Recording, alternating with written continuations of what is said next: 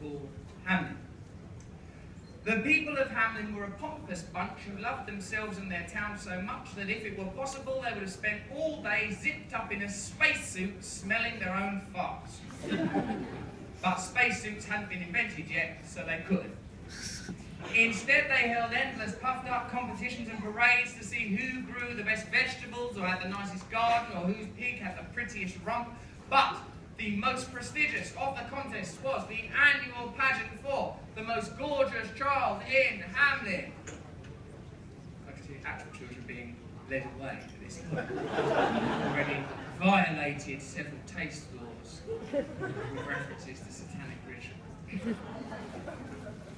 Pageants were a good way of checking that things were nice, neat and normal. The Hamelinians liked things nice and neat and normal. They liked Hamelin the way it was, tidy and trim and controlled. They didn't like anyone or anything coming into Hamelin and upsetting its perfect borders and lines. Immigration bill, immigration bill. Not ideas, not strangers, not animals. If they needed new people, the Hamelinians thought they'd make them themselves, Hamelinian children, perfectly fashioned in Hamelin.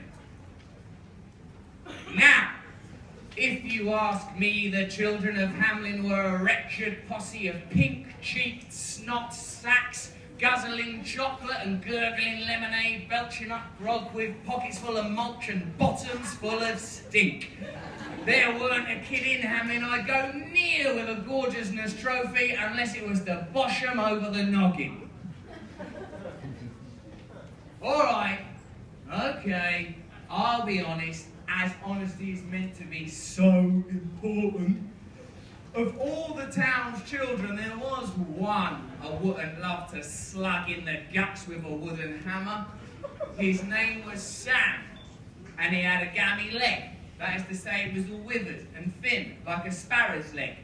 Lame, you'd call him in Hamelinian. Sam had just turned up on planet Earth with a deficient limb.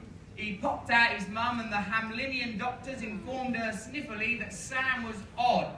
I shall love him just as much or maybe more, she chirped. The doctors, unprofessionally it should be said, rolled their eyes. There's a place for kids like him on the outskirts of town for nosed-up nippers with bulging eyes, with skin too yellow or too blue, or not pink enough, with thin legs or too much fingers. We can fling him in the cart and he'd be there by tea time, said the top doctor, checking his giant fancy watch that could do things that he never needed it to do. Sam's mum, even though she'd lived in Hamelin for ages and knew people could be right divs, was pretty appalled. No way! I love this lad. He's stopping here with me. His name is Sam. She pulled Sam in all tight like a jacket potato. Maybe he'd be happier in a bizarre depository for unfinished kids on the outskirts of town, said Sam's dad, who was tugging on a bag out the window just below the no smoking sign. In my country, fag means cigarette, just to clarify. The book does come with a glossary. Just in case you think I'm unwittingly indoctrinating children into homophobia.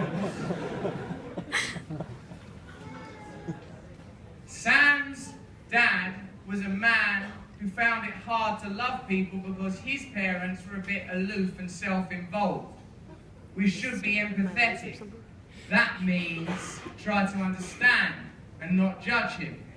But I feel so bad for little newborn Sam that I think I'm going to cut the swine right out of the story. There, we'll never see him again. Luckily, Sam had his mum, and she more than made up for having one leg a bit thinner than other people's legs and even thinner than his own other leg. Sam, you are perfect as you are. A perfect expression of the love I feel for you. I wouldn't change any aspect of you because I wouldn't want to tinker with perfection, which was a nice thing to say and gave Sam a lot of comfort and peace inside, which he needed because whenever he went outdoors, all the other kids in Hamelin were total jerks to him. When he was small and learning to walk, he'd hobble along on crutches, trying his best to join in with the turd-kicking puke buckets of the town, but they'd always holler the vilest abuse at the lad. Bug off, Sam, you twig-legged oddball. Yeah, go limp off into a ditch. You are a nobody, and you'll never amount to nothing.